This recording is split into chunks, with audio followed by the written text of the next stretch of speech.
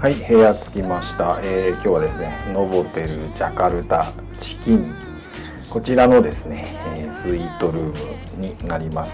ホテルで一番広い部屋ですね。これをあらかじめ予約してみました。じゃあ部屋の中を早速お見せしたいと思います。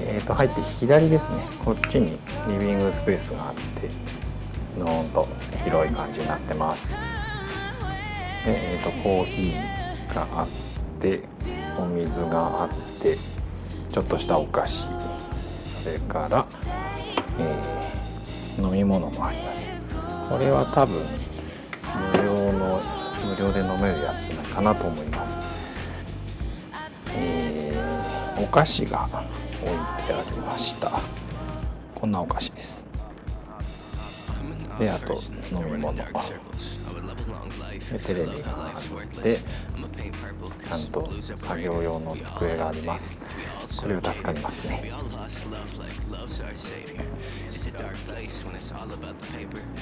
で、次、ベッドスペース。ベッドスペースこんな感じです。こっちも十分広い感じですね。ベッドがあって、奥にちょっとしたスペースがあります。ソファーベッド的な感じですかね。で、こっちがシャワースペースです。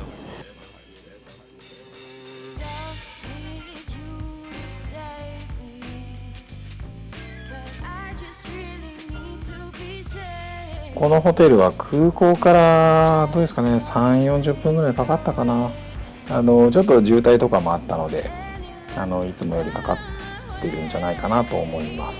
今日宿泊して、明日、明後日未明のフライトでジャカルタ出るので、明日一日ちょっとジャカルタ市内ゆっくりっていう感じにはなるんですけれども、何もすることがないというか、ホテル周辺、回れたら回ろうかなっていう感じで考えています。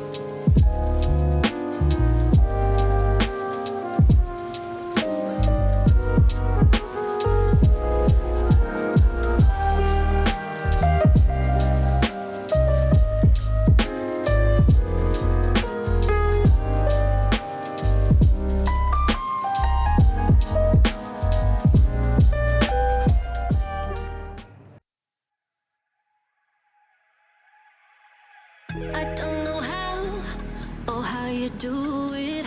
You blow my mind without a word. Oh, stuck upside down. I might be dreaming. There's no way back now. Take every inch of my body. Wanna dance with you all night long. Dive in, babe. You know we can't stop this. Come on and show me what you got. 'Cause